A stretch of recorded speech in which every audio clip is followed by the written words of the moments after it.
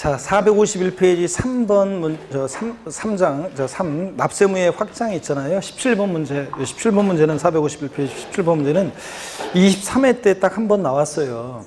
자, 요 내용은 뭐 제2차 납세무에 관한 것은 자세하게 제가 좀 설명드리긴 좀 그런데 일단은 어떤 거냐면 이런 거예요. 제2차 납세무라는 게 다시 나올 가능성이 높지 않아요. 그래서 여러분 기출문제 특강이니까 뭐 살짝 말씀을 좀 드립니다. 다시 요거 나올 가능성은 높진 않고 우리 세금 납부하는 자, 납세자라고 합니다. 세금을 납부하는 자, 납세자는 납부할 의무가 있어서 납부하는 납세 의무자하고요. 납세 의무자하고 납부할 의무자는 아니지만 징수의 의무가 있는 징수 의무자로 나눠져요. 그랬을 때 납세 의무자에는 본래 각 세목별로 본래의 납세 의무자가 있어요. 처음 배우는 건데 본래의 납세 의무자가 있고 취득세 납세 의무자는 취득세 대상 물건을 취득한 자고 등록면허세 납세 의무자는 재산권 기타 권리의 설정, 변경, 소멸에 관한 사항을 공부에 등기 등록할 때 등록을 하는 자고 재산세는 과세 기준일 6월 1년제 재산을 사실상 소유하는 자고 뭐 종부세 납세 의무자는 재산세 납세 의무자 중에서 법에서 정해진 일정 기준 금액을 초과하는 고액의 부동산 보유자고 양도소득세는 양도한 자고 이렇게 본래 각 세목별로 납세 의무자가 있고요. 그 다음에 제2차 납세무자라는 게 있어요. 제2차 납세무자. 자, 제2차 납세무자가 있는데, 제2차 납세무자는, 자, 이런 거예요. 예를 들자면, 여러분요, 제2차 납세무자가 어떤 건지 한번 처음 배우는 건데 한번 보세요. 예를 들어서요, 제2차 납세무자. 사업양도 같은 거 한번 예를 들어볼게요. 사업양도. 자, 사업양도 같은 경우에 갑이라는 사업양도인이 있고, 그 다음에 을이라는 사업양수인이 있어요. 그러면, 사업을 양도한다면 사업 양도에 관해서 원래 주된 본래 납세무자는 누구냐면 사업 양도인이에요.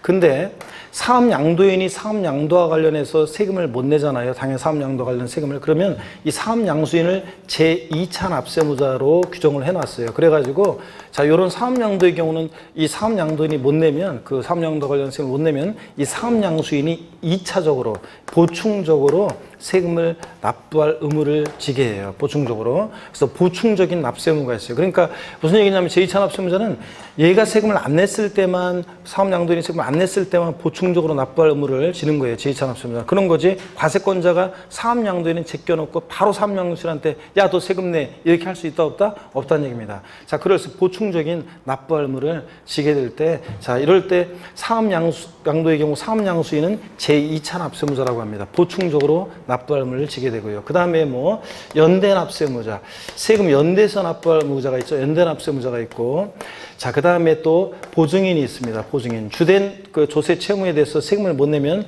보증인으로 규정된 자가 세금을 납부하는데 이 보증인은 우리가 흔히 세금 납부를 보증한 경우와 신고를 보증한다고 했을 때 신고까지 보증하는 것은 아니고 납부만 보증하기 때문에 우리가 흔히 납세 보증인 흔히 우리가 이렇게 얘기합니다. 하여튼 얘네들은 전부 다 납세 의무자예요. 그래서 이 세금 납부하는 납부할 의무자, 납세 의무자에는 제2차 납세 의무자, 연대 납세 의무자, 보증인을 포함하고요.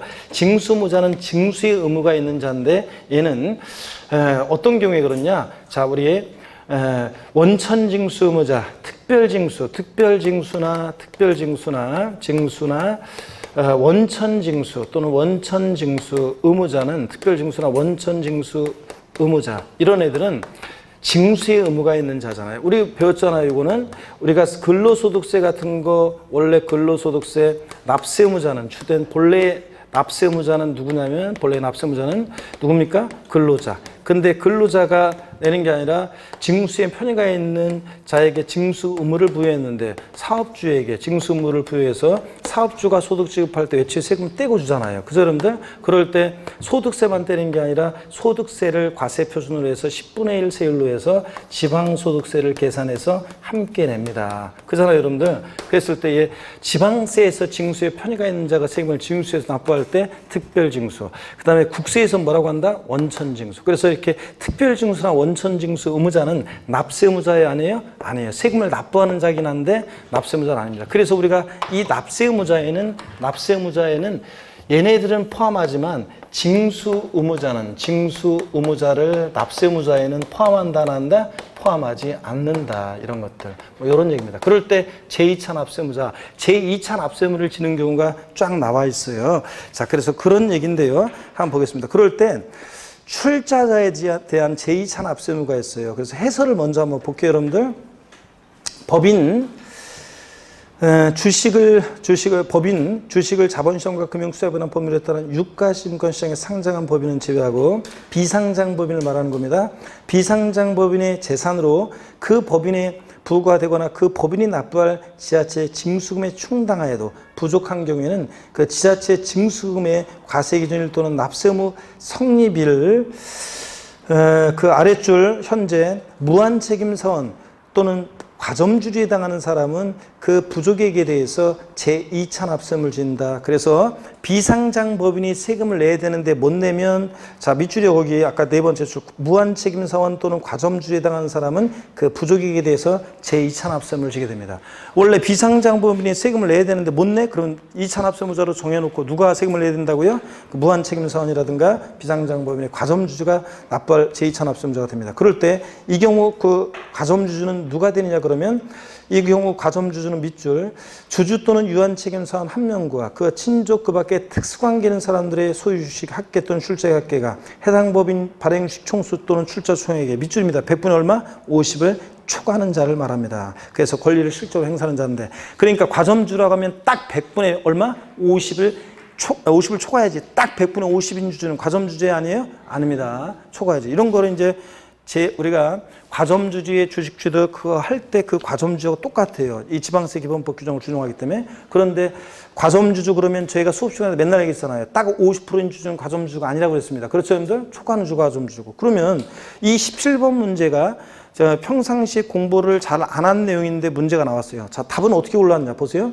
지방세기본법상 취득세 납세의무 성립일 현재 출자자로서 제2찬압세금을 부담하지 않는 자는 제2찬압세금을 잘 몰랐다 할지라도 보세요. 한 명에서의 무한책임 비상장 법인의 과점주로서 법인의 경영을 사실상 지배하는 자, 비상장 법인의 발행주식 총수의 100분의 50의 주식에 관한 권리를 실적으로 행사하는 자. 그러면 배운 거 나왔잖아요. 바꿀 만한 게 뭐가 있어요? 이거 딱 100분의 50인 주주는 과점주주 아니에요? 아닙니다. 그러니까 제2찬압세무자가 되지 않습니다, 여러분. 몇 번이 정답이에요? 3번을 골랐어야 돼요. 잘 몰라도 여러분. 자, 4번, 5번 이런 식으로 무한책임사원이나 과점주주가 비상장 법인에 있어서는 제2찬압세무자가 된다. 이런 얘기입니다. 자, 넘어갑니다.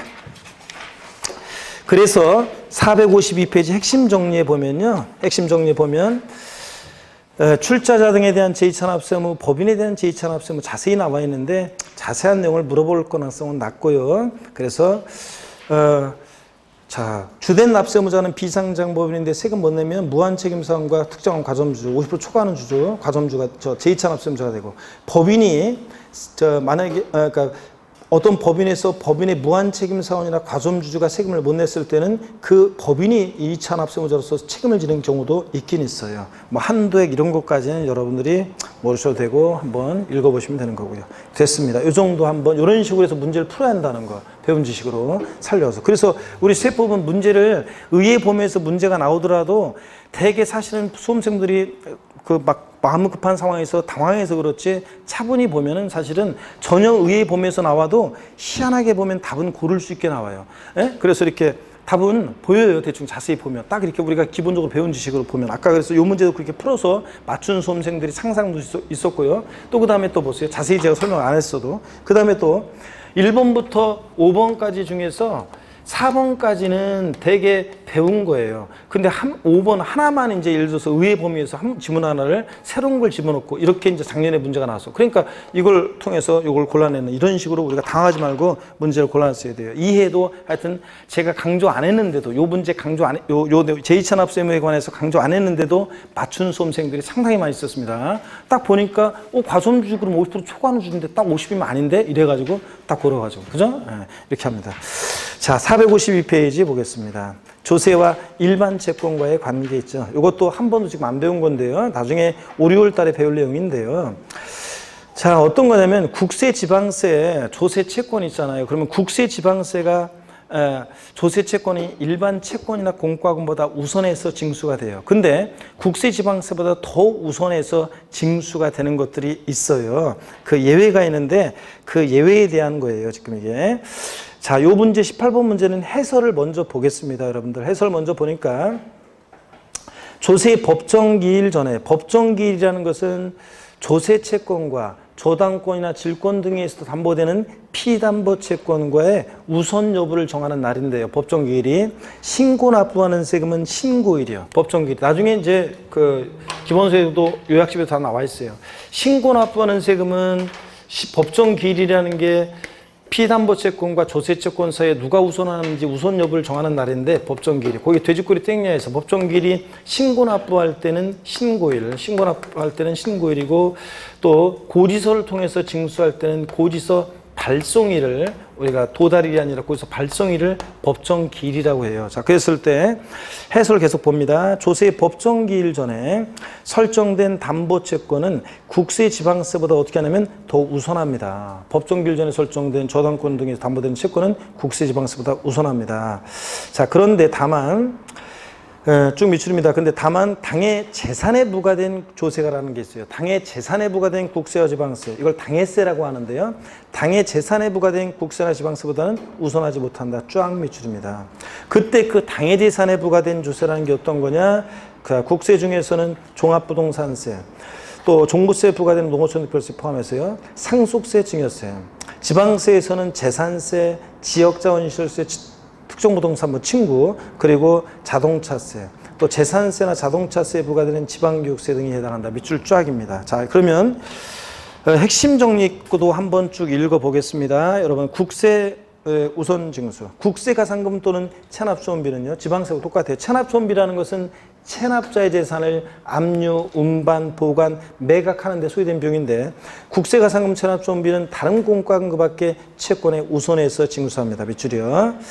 그런 게 이게 이제 국세 우선의 원칙이에요. 지방세 똑같습니다. 이 지방세 우선의 원칙 징수. 지자체의 징수금은 다른 공과금 그 밖에 채권에 우선해서 징수가 됩니다. 이때 2번 밑줄이고 다. 자, 동그라미 2번. 지자체 징수금에 대한 징수 순서는 어떻게 되냐. 체납소원비 1등이고요. 지방세가 2등이고요. 3등이 가산금 순서로 징수합니다. 옛날에는 체납소원비가 1등, 얘네들이 이제 일반 채권의 공과금보다 우선해서 징수할 때 얘네들 사이에서는 체납소원비가 1등, 옛날에 가산금 지방세였다가 지금은 체납소원비 1등, 2등이 뭐라고요? 지방세 또는 국세, 그 다음에 가산금 순서로 합니다. 자, 이런 정도 보시고요. 그 다음에 자, 우리가 그 18번 문제가 어떤 건지 제가 한번 해드릴게요. 나중에 또 우리가 오리올 과정에서 배울 건데 여러분들이 좀 어려워하는 분들은 이걸 어려워하시는데 자, 한번 보세요. 자세한 전체적인 내용은 오리올 달에 또 한번 배우기로 하고요. 여러분 한번 보겠습니다. 우리가 법정기일 보세요. 법정기일이라는 것은 조세 채권과 일반 채권과의 우선 여부를 정하는 날인데 안 보이겠구나. 모니터. 법정기일 한번 봅니다. 법정기일 전에 자, 법정기일이라는 것은 피담보 채권과 조세 채권 사이의 우선 여부를 정하는 날인데 법정기일 전에 만약에 저당권 등이 설정됐어요. 그럼 저당권, 질권, 전세권 등이 설정이 됐다. 자, 그러면 그 저당권이나 질권, 전세권 등에 의해서 설정됐을 때 담보되는 그 피담보 채권이 있습니다. 저당권이나 질권 등이 담보되는 피담보 채권, 담보되는 채권이요. 이런 게 무슨 말인지 모르면 이제 곤란해요. 근데 그래서 민법을 좀 배웠으리라 믿고 저당권이나 질권 등에 담보되는 피담보 채권과 국세, 지방세 같은 조세 채권과 우선 여부를 자 따져봅니다. 그랬을 때 금방 우리가 봤어요. 법정기일 전에 만약에 저당권 등이 설정됐다, 신고일이라든가 아까 얘기했죠. 신고일이나 또는 뭐요? 고지서 발송일. 신고 납부할 때는 신고일. 고지서를 통해서 징수할 때는 그 고지서 발송일. 자, 요 전에 만약에 저당권 등이 설정되면 그 피담보 채권하고 조세권하고 어떤 게 우선한다고 그랬습니까? 피담보 채권이 더 우선합니다. 근데 원래는 국세지방세 같은 조세 채권이 우선하지만 일반 채권이나 공과금보다 이럴 때는 피담보 채권이 더 우선합니다. 근데 법령의 반대속으로 또 보세요. 그러면 법정기일 후에 만약에 기일, 신고일이나 고지서 발송일 지나서 법정기일 후에 저당권 등이 설정됐다 그러면 담보되는 피담보 채권과 조세 채권하고 비교해보면 이때는 이제 어떤 게 법정기일 후에 저당권 등이 설정되면 어떤 게 더 우선이 피담보 채권보다 조세 채권이 더 우선합니다. 이 얘기예요. 그런데 잠깐 보세요. 근데 법정기일 전에 설정됐든 후에 설정됐든 피담보 채권보다 항상 우선하는 세금이 있어요. 그것을 우리가 뭐라고 하냐면 당해세라고 해요. 그 재산에 부과된 조세. 그래서 그 재산에 부과된 조세. 그래서 그 재산에 부과된 조세. 그래서 그 당의 재산에 부과된 조세, 당해세라고 하는데 그게 어떤 거냐면 잘 보세요. 그 재산에 부과된 조세, 지방세에서 재산세요. 재산세. 그리고 지역자원 시설세, 특정부동산분. 그 다음에 또 보세요.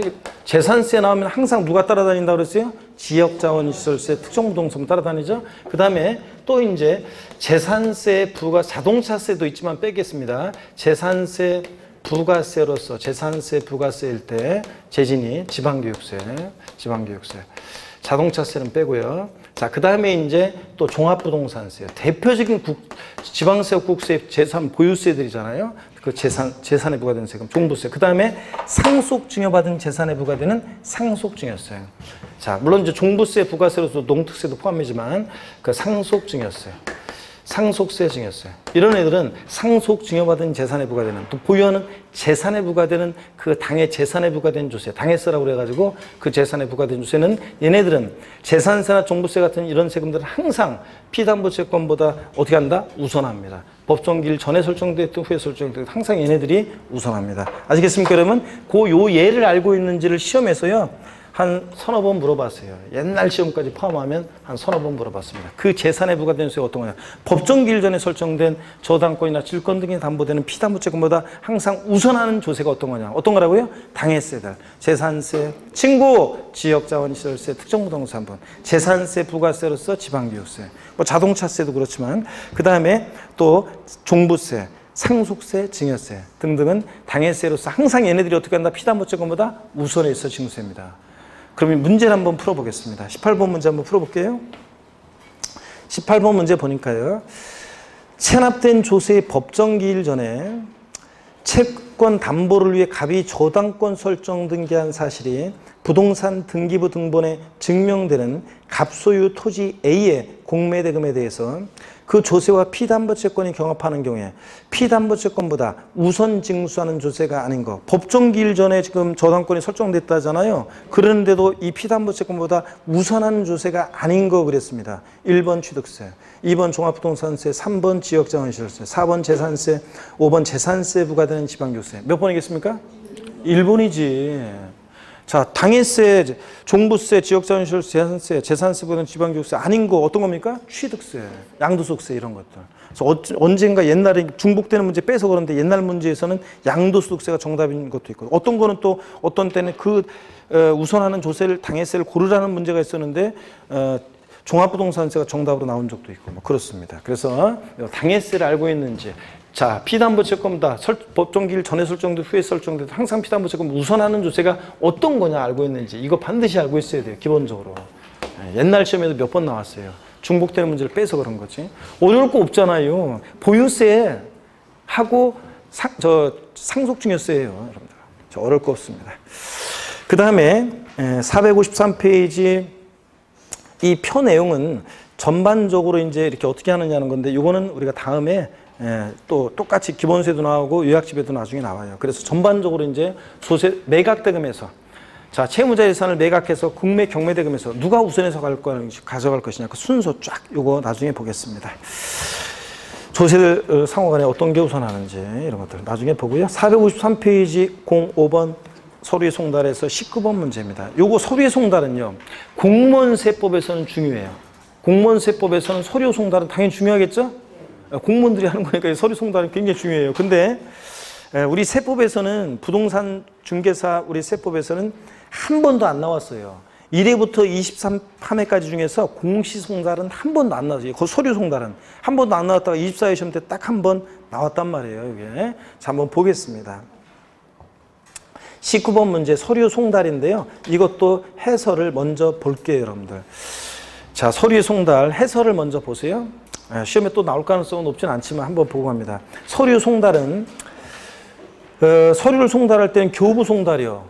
교부 송달이니까 뭐겠어요? 직접 와서 주는 거죠. 교부 송달. 또는 우편 송달, 우편으로 보내는 경우가 있겠죠. 서류를. 또 전자 송달, 인터넷으로 또 보내는 경우가 있겠죠. 자, 그런데 세 가지가 있어요. 근데 다음의 경우에는 공시송달할 수 있다. 여러분 공시송달, 옛날에는 공시최고라고 했는데 옛날에는 신문에 공시최고 막 이래가지고 무슨 뭐 이렇게 나오는 거 혹시 신문, 요즘 그거 우리 이제 한 50대, 60대 분들은 공시최고 그래서 신문에 옛날에 막 나온 거 있잖아요. 그게 공시송달인데 이제 공개적으로 보여주는 거예요. 내가 여러 가지 사유가 있어가지고 이렇게 뭐 전할 수가 없으니까 신문이나 이런데 관보나 신문에 이런데 일간신문 이런데 게시를 해요. 그래가지고 송달하는 거예요. 자, 이런 게 공시송달이라는 것도 한번 보겠습니다. 다만 다음의 경우는 공시송달할 수 있다. 기억번 주소 또는 영업소가 국에 있고 그 송달이 곤란해요. 니은번 주소 영업소가 분명하지 않아요. 디귿번 서류를 우편으로 송달했는데 받을 사람이 없는 것으로 확인돼서 반송돼서 돌아왔어요. 그래서 나쁘게 안내 송달하기가 곤란해요. 리을번 세무공무원이 2회 이상 납세자를 방문해서 서류를 하려고 했는데 받을 사람이 없는 것으로 확인돼서 나쁘게 안내 송달하기 곤란해요. 당연히 이런 경우에는 공시송달이라고 그래가지고 이제 관보에 게시하거나 뭐 이런 방법을 하게 돼요. 다만 단서를 계속 이어봅니다. 1번 송달할 장소에서 서류를 받아야 할 자를 만나지 못했을 때는 그 사용인 그 밖의 종업원 또는 동거인으로서 사리를 판별할 수 있는 사람에게 서류를 송달할 수 있고요. 또 서류 송달을 받아야 할 자 또는 사용인 그 밖의 종업원 또는 동거인으로서 사리를 판별할 수 있는 사람이 정당한 사유 없이 서류의 송달을 거부하면 송달할 장소에 서류를 둘 수 있다. 이걸 유치송달이라고 합니다. 뭐라고 해요? 아니 이거 받아야 할 자가 정당한 이유 없이 서류를 주려고 했더니 자꾸 안 받는데 그러면 거기다가 놓고 이렇게 올 수 있다는 얘기입니다. 거기다 두고 올 수 있어요. 이걸 유치송달이라고 합니다. 에?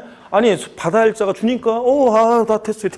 그냥 거기다 놓고 올 수 있어요. 자, 그러면 문제를 한번 보겠습니다. 24회 요 해에도 있잖아요. 제가 서류의 송달은 강의를 안 했어요. 그래서 안 했는데도요. 똘똘한 분들이 이 문제를 또 맞춘 분들은 또 맞췄어요. 그래가지고 세법 다 맞은 분들이 있어요. 입사회 때. 그래 보면 그래서 내가 안 가르쳤는데 어떻게 맞췄더니 자세히 보니까 보여요. 자, 보세요, 여러분들. 보입니다. 아닌 거 그랬는데 한번 보세요. 실제예요. 보인대요. 그래서 한번 봤어요. 그랬더니 진짜 보이더라고요. 자, 봅니다. 송달을 받아야 할 자의 주소, 영업소가 국에 있고 그 송달이 곤란해요. 송달을 받아야 할 자의 주소, 영업소가 분명하지 않아요. 3번 서류 우편으로 공송달하는 게 잘 몰라도 서류를 우편으로 송달했는데 받을 사람이 없는 걸 확인돼서 반송되면서 나쁘게 안내 송달하기 곤란해요. 인정돼요.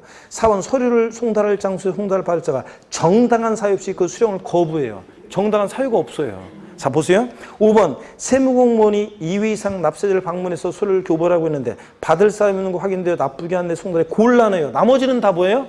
곤란하고 막 그런 거예요. 그런데 4번만 뭐예요? 정당한 사유 없이 거부해요. 당연히 얘가 냄새가 나잖아요. 그래가지고 답이 보였는데요, 교수님? 그래서 내가 다 맞췄다고 하는데 교수님이 안 가르쳐줬어요? 내가 그래서 안 가르쳐줬는데 그랬더니 그래도 답이 보이던데요? 이러면서 다 맞힌 소문생이에요. 자, 그래서 합격자 모임에서 그러더라고요.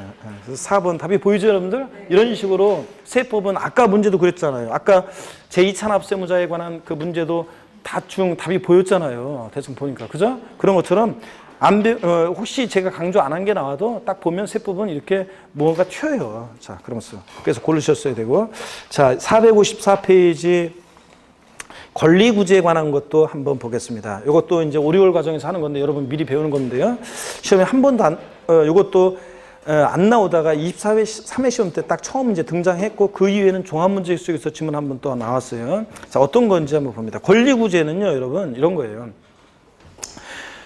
우리가 조세에 관해서 국가나 자치로부터 부당한 처분을 받아요. 그럼 가만히 있으면 안 되잖아요. 자, 정당한 절차를 밟아서 권리 구제를 받아야 되는데 그 권리 구제에 관한 얘기가 이제 쭉 나오는데요. 여러분, 제가 먼저요.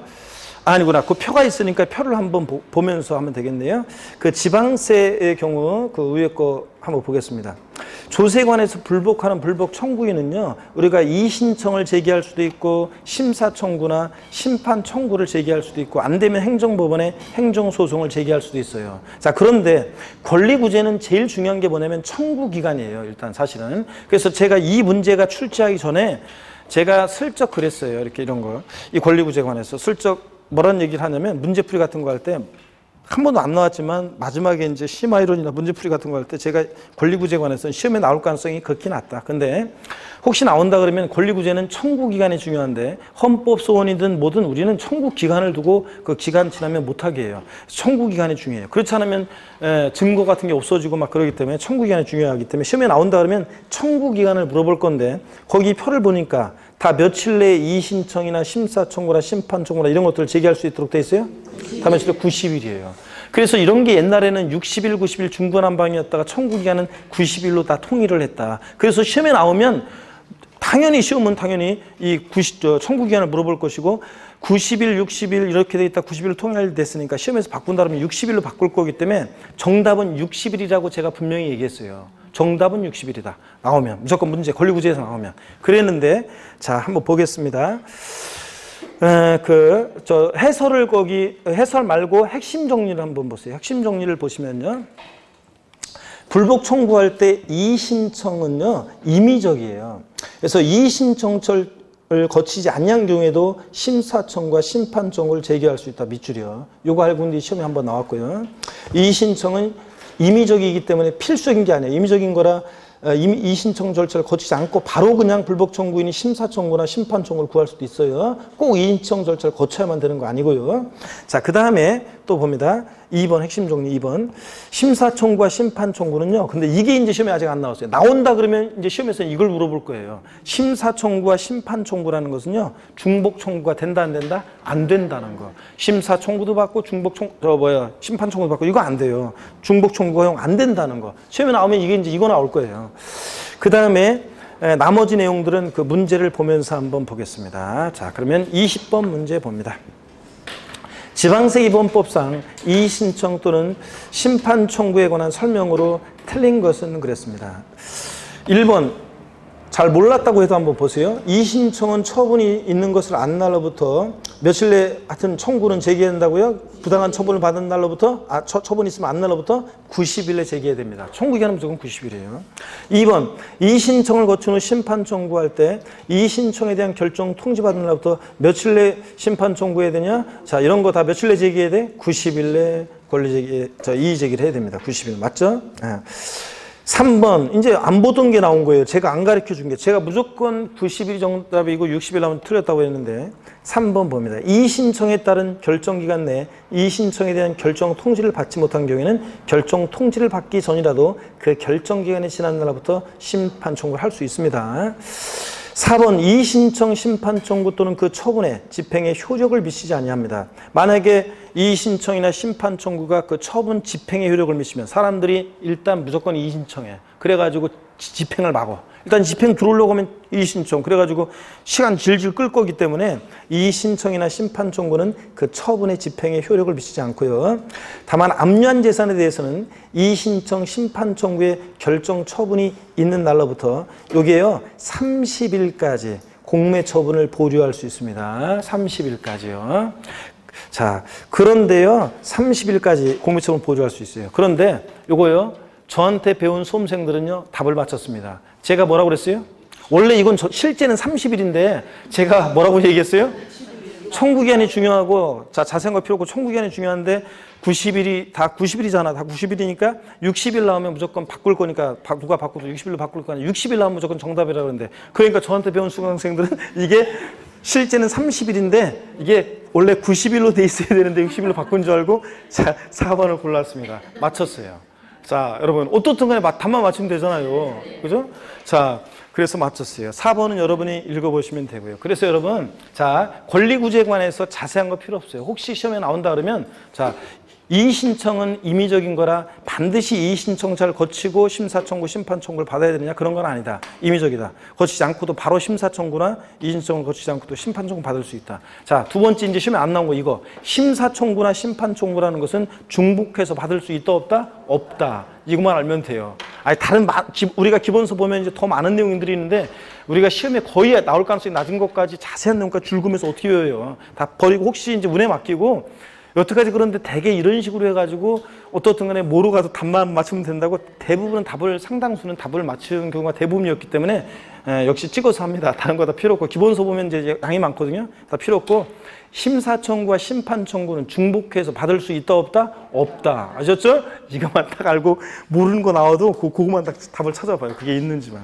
자, 됐습니다.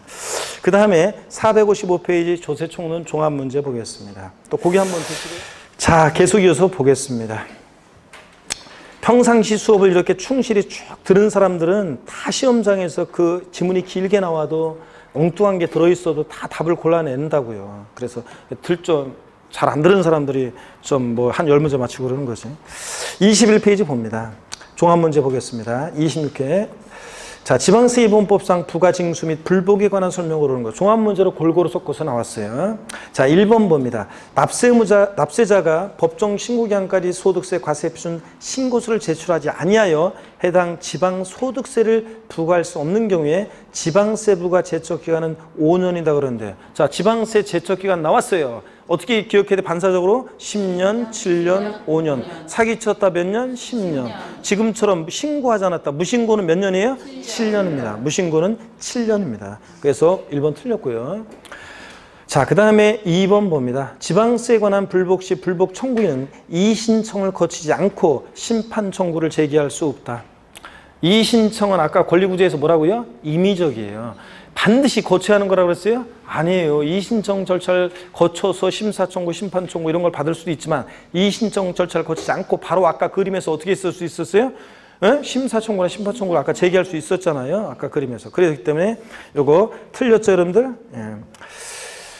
그 다음에 3번. 취득세는 원칙적으로 보통징수 방법으로 이해합니까? 아니지. 얘는 뭐예요? 신고납부하는 대표적인 세금입니다. 원칙 신고납부고 취득세는. 4번. 납세 의무자가 지방세 관계법에 따른 납부기한까지 지방세를 납부하지 않았습니다. 자, 납부기한이란 말이 나오고 미납부했다 그러면 자, 뭐가 부과됩니까? 가산금 원칙적으로. 뭐가 부과됩니까? 가산금이 부과되는 거고 3%, 100분의 3의 가산금이 부과되는 거고. 납부불성실 가산세가 만약에 적용되는 거다 그러려면 원래 납부기한이란 말이 나왔기 때문에 신고납부 기한까지 신고납부하지 않았다. 신고란 말이 들어가 있었으면 신고납부기한까지 신고납부하지 않았다 그러면 납부불성실 가산세 1일 얼마? 0.03% 1만 분의 3인 거고, 어떤 수강생분 이거 납부불성실 가산세 아닌가요? 그러는데 신고란 말이 들어가야 돼. 신고납부기한 내 신고납부하지 않았다 그러면 이제 납부불성실 가산세인데, 근데 이건 그냥 납부기한까지 미납부했다. 그러면 어떤 게 적용됩니까? 가산금이 적용됩니다. 가산금 체납세계 원칙적으로 몇 프로요? 3%, 100분의 3. 그래서 이건 가산금이 적용되는 겁니다. 원칙적으로. 자, 그 다음에 5번 봅니다. 지자체 징수금의 징수 순서는요. 자, 얘네들을 지자체 징수금을 우리가 찬압수원비 지방사가상금을 지자체 징수금이라고 하는데 얘네들 사이의 징수 순서는 1등 뭐라고요? 찬압수원비. 아까 봤잖아요. 2등이 뭐라고 그랬어요? 지방세. 3등이 가산금. 이런 순서입니다. 그래서 맞고요. 5번이 정답입니다. 저한테 배웠던 분들은 5번 이거요. 맨날 했던 거예요. 제가 강조했던 거예요. 옛날에는 체납수원비가 1등, 2등이 가산금, 3등이 지방세였다가 이런 식으로 2010년도부터 개정이 됐다 하면서 제가 말씀드렸던 내용. 5번 옳습니다. 자, 넘어갑니다. 이렇게 해서 조세 총론을 우리가 다 봤고요. 456페이지 지방세 이제 우리가 취득세를 보도록 하겠습니다. 우리가 지금 4시 반까지죠, 이게? 4시 반까지입니다. 그래서 쉬자고요. 자, 힘을 내시면서 여러분들 456페이지 눈빛이 흐려지는 분들이 조금 있긴 있어요. 집에 가려고 하는데 왜 눈빛이 흐려져? 자, 좀 있으면 집에 간다 이렇게 하지 말고 눈빛 흐려지지 마시고요. 하여튼 수업 끝날 때 되면 어떤 분들은 수업 끝날 때 정신이 멍해지는 분들은 유체이탈한 거죠. 마음은 벌써 이렇게 여기를 벗어나가지고 광명 여기서 안양천을 막 넘어가고 있는 분들이 계시는데, 자, 힘을 내시면서 456페이지 취득세입니다. 취득세는 서너 문제가 출제가 되는데, 자, 취득세 한번 보겠습니다. 취득세 성격 및 과세 대상. 독립한 문제로 출제되기보다는 종합 문제 속에서 잘 나오는 부분이고요. 자, 1번 문제 한번 보겠습니다. 취득세 관련해서 2018년도에 시행되고 있는 제도는 모두 몇 개인가 그랬습니다. 22회 시험 때 나온 걸 좀 수강한 건데요. 자, 특별징수 허용됩니까? 특별징수. 지방세 징수에 있어서 징수에 편의가 있는 자로 하여금 징수에서 납부하게 할 때 특별징수, 등록면허세나 지방소득세는 특별징수가 되고 있는데요, 여러분. 자, 특별징수의 경우를 보시면 특별징수 여기 봅니다. 특별징수는 국세에서 원천징수라고 할 때 특별징수 되고 있는 허용되는 세금, 특별징수 할 수 있는 세금이 그 예를 보시면요, 특별징수 허용되는 세금. 자, 등록면허세요. 등록에 대한 등록분 등록면허세 있죠? 등록에 대한 등록면허세. 자, 그 다음에 아까 사업주가 소득세 같은 거 원천 징수할 때 지방소득세 특별 징수했잖아요. 지방소득세. 지방세에서는 지방소득세 등이 허용되고 있습니다. 여러분들 특강 들으시니까 차분하게 정규 수업 시간에 강의 못했던 것들을 추가해서 여러분들 잘 배우게 되네요. 등록에 대한 등록면허세하고 지방소득세 등이 특별징수되는 경우가 있는데, 자, 취득세는 특별징수되는 경우가 있다 없다? 없습니다. 자, 취득세는 특별징수하는 경우가 없어요. 취득세. 제가 한번 살짝 사실 말씀드리긴 드렸던 것 같은데, 취득세는 특별징수되는 경우는 없고요. 등록에 대한 등록면허세와 지방소득세 등이 특별징수가 되고 있습니다, 여러분들. 자, 그래서 여기 특별징수는 뭐다? X입니다. 허용되지 않습니다. 중과산세. 아까 세목별 비교했을 때도 등록면허세는 중과산세 되는 경우가 없지만 취득세는 취득 후 신고하지 않고 뭐까지? 매각까지 했다. 걸렸다. 산출세가 몇 프로? 80% 중과산세 규정이 있다 없다? 있습니다. 적용되고. 물납 됩니까? 안 됩니다. 지방세법상 물납은 뭐만? 재산세만이에요. 취득세, 등록세 이런 애들은 안 돼요. 면세점. 아까 되죠? 취득가격 얼마? 50만 원 이 과세 전한다. 적용됩니다. 기한후 신고. 여러분, 기한후 신고라는 것은 오늘도 정규 수업 시간에 배웠잖아요. 기한후 신고는 신고 납부기한 내 신고서를 제출하지 아니한 자가 뒤늦게 신고기한이 지나서 신고할 수 있도록 하고 있습니다. 신고 납부하는 세금은 다 기한후 신고할 수 있어요. 신고 납부하는 세금은 다 기한후 신고할 수 있습니다. 그래서 취득세는 되는데 등록면허세 안 된다 그러면 틀려요. 등록면허세도 그렇고 취득세도 그렇고 다 기한후 신고 허용됩니다. 신고 납부하는 세금은. 자, 그래서 시행되고 있는 제도는 어떤 겁니까, 여러분? 중과산세하고 면세점하고 기한후 신고. 세 개네, 여러분들. 그래서 3번이 정답입니다. 2번 문제 보겠습니다. 취득세, 지방세법상 취득세 과세 객체가 되는 취득의 목적물이 아닌 것은 그랬습니다. 자, 여러분요. 취득세 대상은 우리 포항 영일만이 고향인 사람 스토리를 통해서 공부했습니다. 그렇죠, 여러분들? 거기 457페이지에 취득세 대상 핵심 정리를 보면서 부동산에 준하는 것, 권리 등이 있을 때, 자, 우리 거기를 보면서 한번 쭉 보세요. 우리 서울에서 뭐 팔고 갑니까? 토지, 건축물 팔고. 뭘 타고? 항공기 타고, 차량 타고 도착해서. 어부가 되기 심했죠? 선박 취득해서, 어업권 취득해서 고기 잡다 못하겠죠? 강원랜드 갔다 골프, 콘도, 종합주택시설, 승마, 요트 형권 분양 리조트 건설하기 위해서 폐강사 드렸습니다. 광업권 취득해서 뭐를? 임목을 뭐로? 기계, 장비로 싹 밀고 건설한다고 했습니다. 그러면 여러분 문제를 바로 한번 보겠습니다. 456페이지. 콘도미니엄 형권, 골프, 콘도, 종합시설 맞죠, 여러분들? 예. 등기된 부동산 임차권. 취득세는 반드시 사실상 소유권 취득이어야지.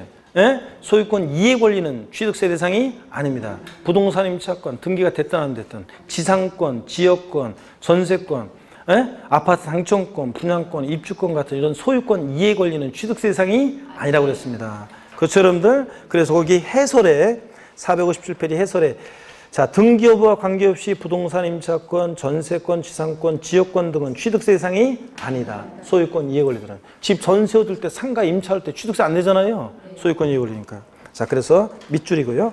그래서 2번이 정답이고 나머지는 뭐 토지, 지목이 잡종지든 뭐든 토지, 승마용권 다 골프 대상이 됩니다. 그래서 457페이지 다시 한번 요거 확인하시고요. 그 다음에 제2절 취득의 개념 및 유형입니다. 그럼 3번 이제 20회 때 문제인데요. 사실은 20회 때 같은 이런 형태의 문제나 독립화 문제는 안 나오더라도 이런 식의 지문은 이제 이런 것이 취득의 개념 유형과 취득세 과세 대상을 묶어서 묻는 이런 형태의 문제가 최근에는 트렌드입니다. 자, 이런 거 그러니까 3번 문제 같은 것을 별표시합니다. 자, 그래서 3번 문제를 별표시하고 이런 내용식의 문제를 잘 지문들을 주의하셔서 보셔야 됩니다. 지방세법상 취득세가 과세될 수 있는 것으로만 묶인 것은 그랬습니다. 보시니까 기억번에 보유 토지 지목이 전에서 대지로 변경돼서 가액이 증가했다. 자, 오늘도 배웠네요, 여러분. 자, 지목 변경으로 가액의 증가가 있을 때 가액의 증가를 취득에 또 뭐합니까? 의제. 그래서 봐서 가액 증가분을 과세합니다. 1억에서 5억이 되면 증가분 얼마? 4억 원에 대해서 취득세가 과세가 됩니다. 맞고요. 니은번 건축물 이전으로 인한 취득으로서 이전한 건축물의 가액이 종전 건축물의 가액을 초과하지 않는 경우 요건 우리가 이제 특례 세율이라고 그래가지고 우리가 세율 특례를 할 때 이제 배우게 됩니다. 다음 주에 여러분이 취득세 세율을 배우고 세율 배경적인 거 암기 방법 딱 배우고 오후에 이제 문제 취득세 문제 세율 문제 출제된 걸 기출 문제를 쫙 풀면 이제 그러면 여러분들이 이제 그러면 대충 이제 무슨 얘기인지 알 수 있게 됩니다. 그래서 문제 풀수 제대로 한번 풀어볼 수 있게 될 건데 그럴 때 여러분요 그럴 때 그렇게 될 건데 자 요거는 이런 거예요. 자 건축물 이전으로 인한 취득이요 동일 대지 내에서 갑이라는 사람이 A라는 자 건물의 소유자였는데 번쩍 들어서 동일 대진에서 건축물을 옮겼어요. 그러면 소유자 변동이 있어요 없어요? 없습니다. 그잖아요. 소유 변동이 없어요. 근데 건축물 이전했을 때 이럴 때 형식적인 취득이라고 그래가지고 형식적인 취득이라고 그래가지고 이럴 때 이 형식 이 건축물 이전으로 인한 요 취득에 대해서는요 이제 취득세가 과세되는데 일반적인 취득과는 좀 달라요. 자 그래서 왜냐하면 만약에 1억이었는데 옮겼더니 건물 똑같이 1억이에요. 그러면 여러분요 그러면 뭐 가액의 증가가 없잖아요. 그러니까 이런 경우에는 취득세를 과세하지 않느냐? 아니에요. 이럴 때 이 A-로 변경됐을 때 이거 표제부 고쳐야 되고 뭐 건물 구조 바뀐 거 이거 등기는 공짜로 해줘요 안 해줘요? 안 해줘요. 그러니까 등기 비용은 이제 받으면서 이제 취득세가 과세가 되는 건데 그런 내용입니다. 하여튼 나중에 배웁니다. 특례할 때. 자 이전한 건축물 이전으로 인해서 이전한 건축물 가액이 종전 건축물 가액을 초과하지 않았을 때도 취득세는 과세가 되는데 이제 특례 세율로 과세가 된다. 나중에 배웁니다. 다음 세율 다음 주에. 디귿번 토지를 사실상 취득했지만 등기하지 않은 경우 과세될 수 있겠습니까? 예? 없어요? 여러분 취득세는 사실주의 과세하잖아요. 등기, 등록, 허가 등과 뭐에 무관하게 과세예요. 등기되지 않아도 등록되지 않아도 허가받지 않아도 과세가 된다고 그랬잖아요. 그러니까 토지를 사실상 취득했는데 등기하지 않아서 그래도 사실상 취득만 하면 취득세가 과세됩니다. 그래서 디귿번 과세가 될 수 있고요. 리을번 공유수면을 매립간 측에서 토지를 조성했다. 원시 취득한 거죠? 매립간 측에는 토지 취득은 원시 취득으로서 취득세는 과세됩니다. 원시, 승계, 유상무상 불문하고 과세한다고 그랬잖아요. 취득세는 원시 취득도 승계 취득도 과세되잖아요. 다만 오늘 배운 게 다만 원시 취득에 과세되지 않는 경우가 4가지가 있었어요. 어떤 경우? 차, 기, 항, 선, 차량, 기계장비, 항공기, 주문에 의해서 건조하는 선박을 원시 취득할 때만 과세하지 않고 얘네들은 승계 취득할 때만 과세하잖아요. 착양선 빼놓고는 토지 원시 취득, 매립간 측의한 취득이나 건축물 신축 같은 원시 취득은 당연히 과세가 됩니다. 그래서 과세될 수 있는 것은 기역번, 그 다음에 니은번, 디귿번, 리을번 다 과세될 수 있네요. 이렇게 시험에서는 아까 그랬어요. 옳은 거 모두 골라 다 옳은 것도 아까 있었죠. 자 과세될 수 있는 것으로만 묶인 것 다 과세될 수 있죠. 이런 식으로 하나 정도는 이게 뭔가 이게 문제 내면서 하나 정도는 한 틀린 거를 이러지 마세요 여러분들. 다 과세될 수 있는 거 다 과세될 수 있습니다. 5번이 정답입니다. 넘어갑니다. 458페이지 취득세 납세 의무는 전체적으로 요거는 무조건 제3절은 무조건 별표시입니다. 전체 다가 별표시고요. 제3절은 전체 다를 별표시해 놓고 봅니다. 제3절은 전체를 별표시해 놓고. 자, 3절은 전체 다 중요합니다. 다. 중요 표시해 놓고 봅니다. 취득세 납세는 별표시 하나는 좀 아까운 너무 적은 것 같아요. 하나는 그 별표시 같은 것도 조그맣게 하지 말라고 제가 항상 얘기하죠. 크게 해서요. 돈 드는 거 아니니까. 크게 하시고 또 하나는 너무 적은 것 같아요. 부족한 것 같아요. 하나 더해. 자, 그래서 더하시고 크게 큼지막하게 더하시고 나온다고 했는데 자 4번 문제 한번 풀어보겠습니다. 슬슬 이제 힘이 빠지시는 건가? 힘내시면서 여러분. 저도 4시 반에 끝나면요. 저녁반 수강생분들 직장 다니는 분들 피곤해가지고 왔는데 저도 부시시 해가지고 그냥 하면은 그렇잖아요. 그래서 프레시한 모습으로 변신하기 위해서 저도 4시 반에 끝나면 사우나 가서 조금 샤워하고 그리고 올 거예요.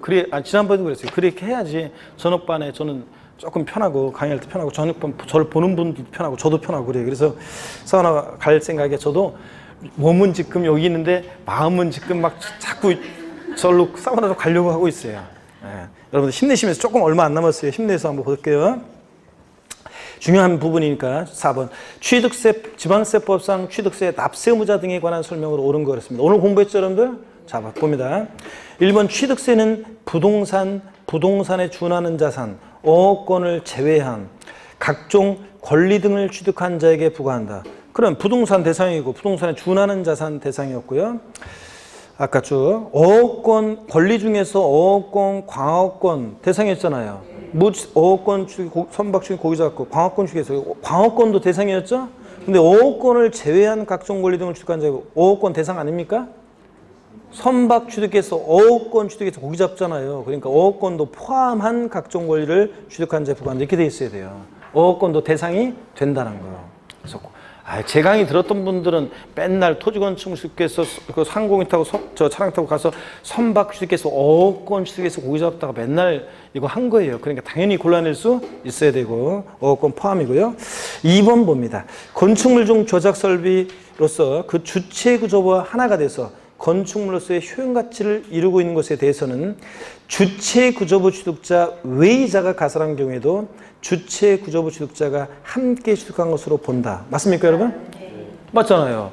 주체 구조부 취득자 이외자가 가설한 경우 주체 구조부 취득자가 함께 취득한 것으로 본다고 그랬죠? 그래서 이 말엔 예규가 누구를 납세의무자라는 거냐? 주체 구조부 취득자, 건물주를 납세의무자라는 거지. 가설한 자 X 이랬잖아요. 맞습니다, 이거. 예, 본문 그대로고요.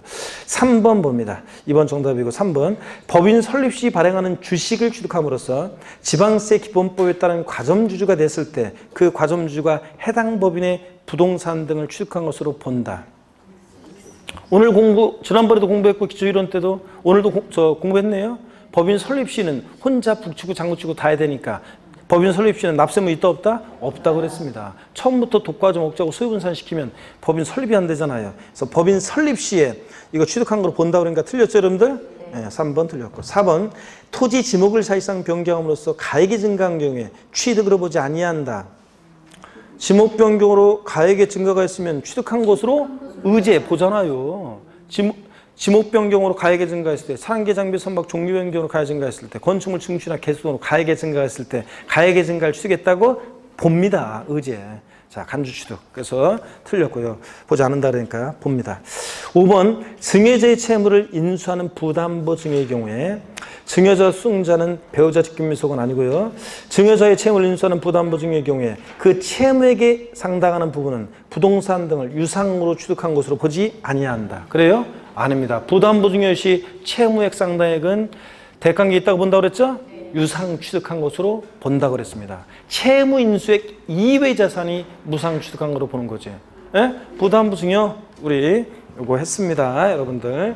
그래서 자, 부담보 증여, 양도소득세 부담보 증여 배웠던 걸 한번 해볼게요. 배우자 직계임속 이외자 간의 부담보 증여를 일단 설명하고요. 나중에 양도소득세 할 때 이제 배우자 직계임속 부담보 증여 또 자세히 설명드리면서 다시 한번 이런 것도 자세히 볼 건데 주세요. 자, 봅니다.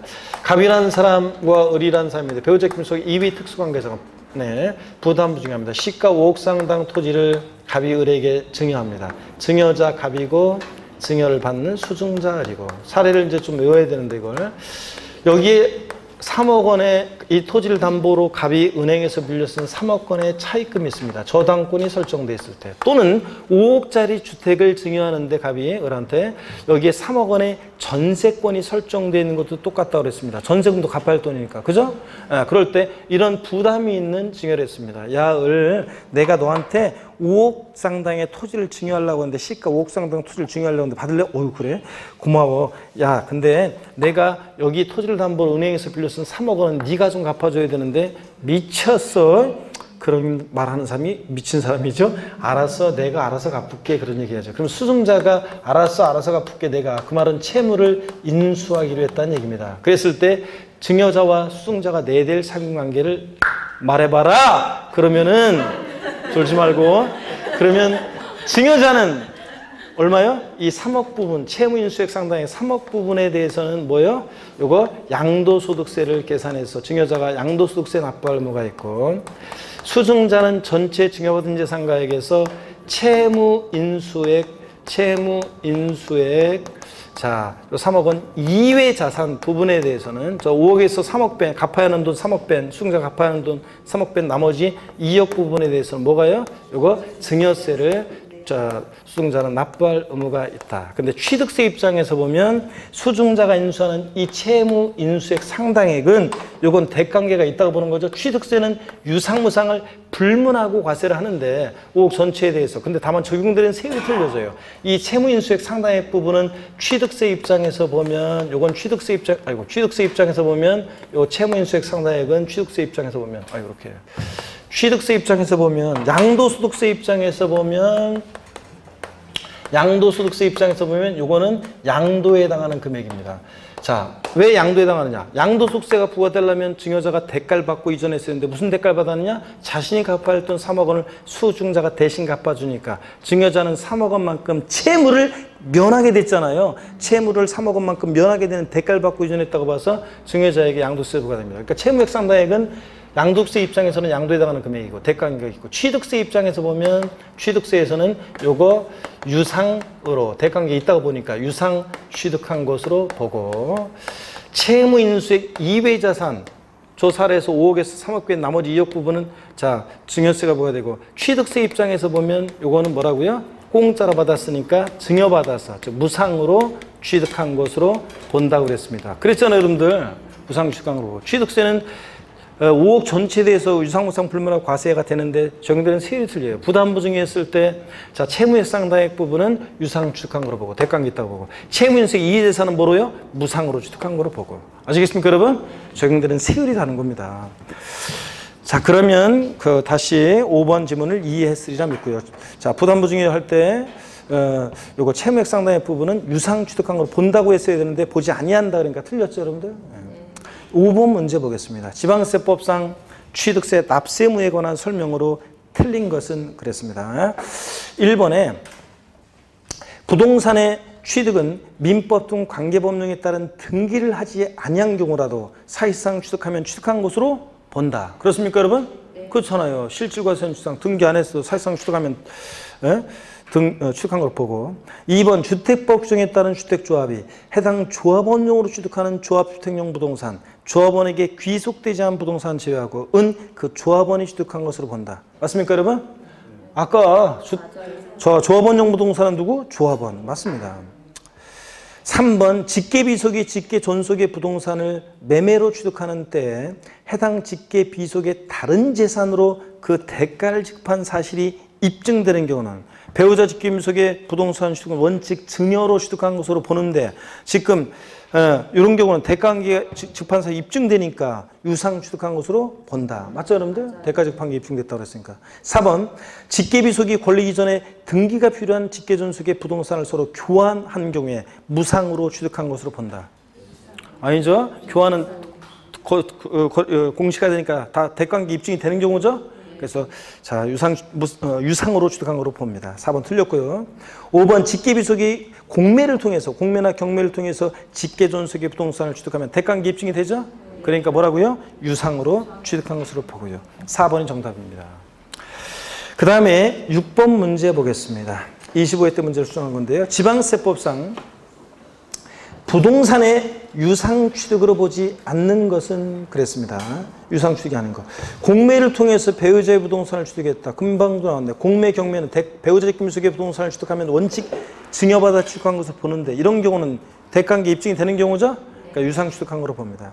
2번 파상 선고로 처분되는 직계비속의 경우 파산 선고로 처분되는 직계비속이고 이거는 역시 대가관계 파산 선고로 처분되는 경우 대가관계 입증이 되죠? 법원이 개입됐으니까.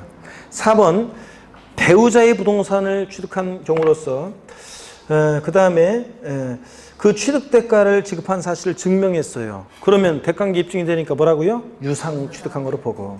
4번 권리전인 행사에 등기가 필요한 부동산을 직계존속과 서로 교환하면 또 나왔네 이거. 25회 때 나왔는데 아까 27회도 나왔었잖아요. 지금에. 이런 경우는 대가관계 입증이 되죠? 교환은? 그러면 유상 취득한 것으로 보고.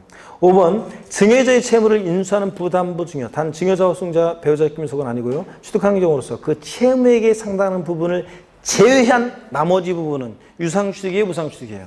무상 취득이지. 여기 보세요.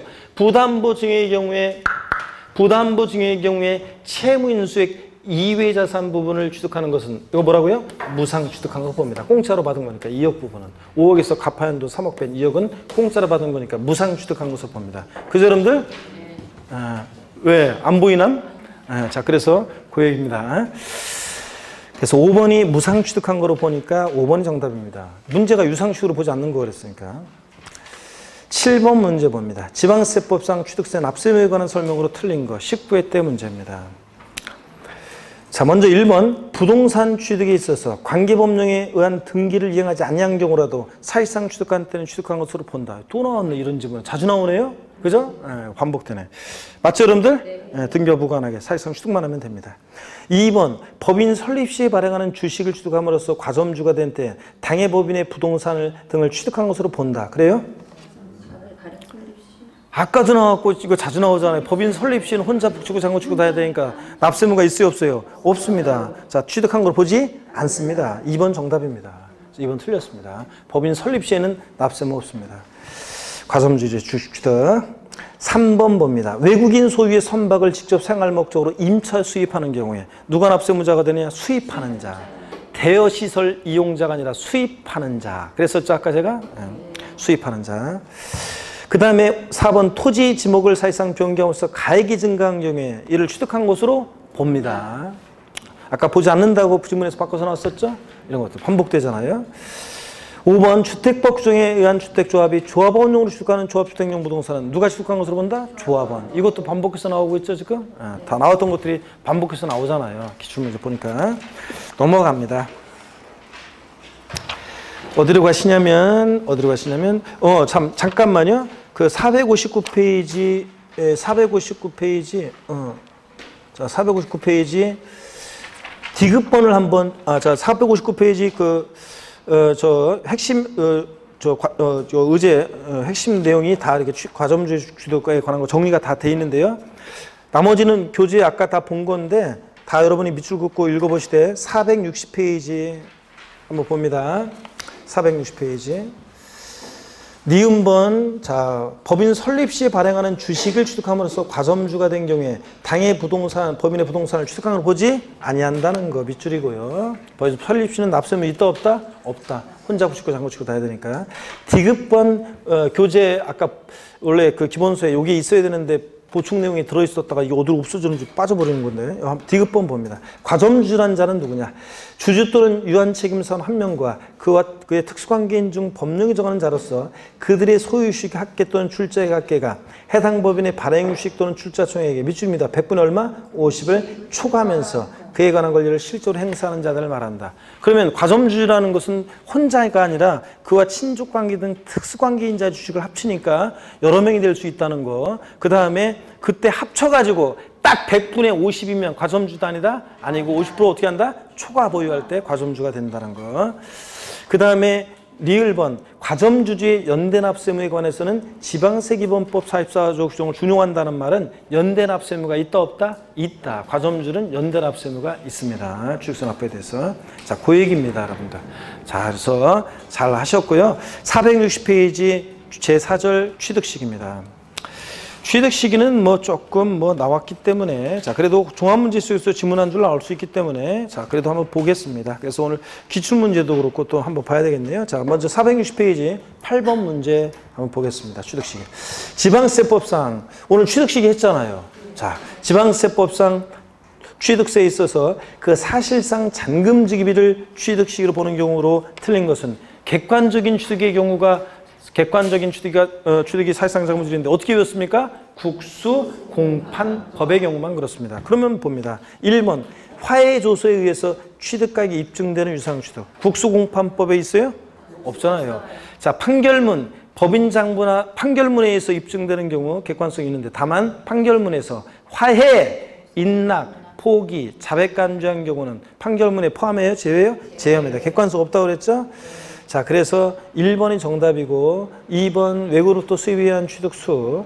신뢰할 수 있는 객관적인 자료와 증거에서 법인이 작성한 법인장부인 원장에서 취득까지 증명된 유상취득. 국수공판 법이죠.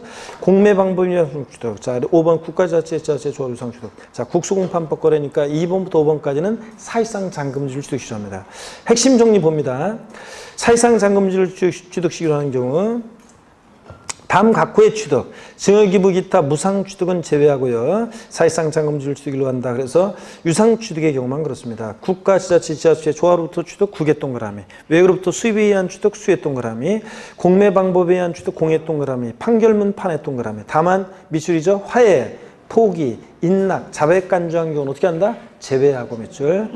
미음범 법인장부의 취득까지 증명되는 법의 동그라미. 국수, 공판, 법의 경우요. 한편 부동산 거래 신고에 관한 법률 규정에서 신고서에 취해서 검증받은 취득은 객관성은 있지만 헷갈린다고 어느 때를 취득 필요한다? 계약상 잔금지별 밑줄이요. 사실상 잔금지별 아니라는 거. 국수공판법에 안 들어가요. 하여튼 취득세에서 사실상 잔금지별은 어느 때? 국수, 공판, 법의 경우만 그렇습니다. 이것도 알아두시고요. 9번 문제 한번 풀어보겠습니다. 그래서 8번, 1번이 정답이고, 자, 8번 정도 여러분이 8번 정도 문제를 별표시 하시고요. 살짝 하나만 조그맣게 하시고요. 또 나올 가능성은 낮아요. 별표시 하나 하시고 8번 문제 정도만. 9번 문제 보겠습니다. 개인이 아파트를 다음과 같이 취득했을 때 각각의 경우 취득 시기가 바르게 연결된 것은 그랬습니다. 개인으로부터 취득했을 때 계약상 잔금질이 2018년 9월 30일, 사실상 잔금질 11월 20일, 입주일이 11월 26일, 등기 접수일이 12월 18일입니다. 자, 그러면 취득 시 개인으로부터 취득했을 때는 어느 때를 취득 시해야 돼요? 계약상 잔금질입니다. 근데 등기일이 빠른지 항상 봐야죠? 이런 사례 문제 나오면 등기일이 빠르면 등기일이니까 등기일은 봤더니 한참 늦죠? 그러니까 언제? 9월 30일 계약상 잔금질입니다. 법인으로부터 분양받았다. 국수 공판법. 법인장부 아까도 제가 필기해드렸는데 종교 수업 시간에 자 법인으로부터 분양받았다 그러면 법인이 계약의 일방 당사자라면 법인장부로 잔금지급이 입증되는 경우는 뭐라고 그랬죠? 객관적 취득. 그러니까 어느 때를 취득이 필요합니까? 사실상 잔금지급일 11월 20일. 근데 이런 사례 문제라면 역시 등기일이 빠른지를 봐야죠. 봤더니 등기일은 더 뭐예요? 12월 18일 늦어요. 그러니까 어느 때를 취득이 필요한다? 네? 11월 20일. 자, 사실상 잔금지급을 취득 시도합니다. 그래서 정답은 몇 번입니까? 3번이 제대로 되어 있네요. 자, 3번이 정답이고요. 자, 계속 이어서 보겠습니다. 10번 문제, 작년 기출문제입니다. 10번 문제. 지방세법상 취득의 시기 등에 관한 자, 설명으로 틀린 것은 그랬습니다. 1번, 연부로 취득하는 것. 취득가액의 총액이 50만 원 이하인 경우는 제외하고요. 연부취득.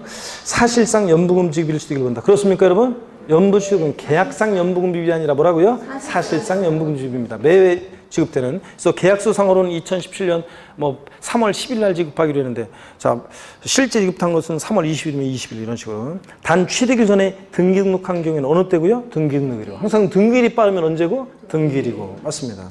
2번 관계법령에 따라 매립간척 등으로 토지를 원시 취득한 경우로서 공사준공 인가일 전에 사실상 사용하는 경우에는 그 사실상 사용일을 취득일로 본다. 자 여러분 아직 안 배웠지만 자, 매립간척으로 토지를 취득했을 때는 원칙적으로 공사준공 인가일인데요. 그 전에 사실상 사용하면 뭐겠어요? 그날이겠지. 대충 이런 거. 사실상 사용일이고. 대충 요거 비슷한 거 봤잖아요. 감 잡고. 맞습니다. 3번 주택법 규정에 따른 주택조합이 주택 건설 사업을 하면서 조합원으로부터 취득하는 토지 중에서 조합원에게 귀속되지 않는 비조합원용 토지를 취득하는 경우에 주택법 규정에 따른 사용검사를 받은 날에 그 토지를 취득한 것을 본다. 사용검사 받은 날. 요거는 맞습니다. 자, 그 다음에 4번 봅니다. 도정법 규정에 따른 주택조합이 주택 재건축 사업을 하면서 조합원으로부터 취득하는 토지 중 조합원에게 귀속되지 않은 토지, 비조합원용 토지를 취득하는 경우에 도정법 규정에 따른 소유권 이전고실에 그 토지를 취득한 것을 본다.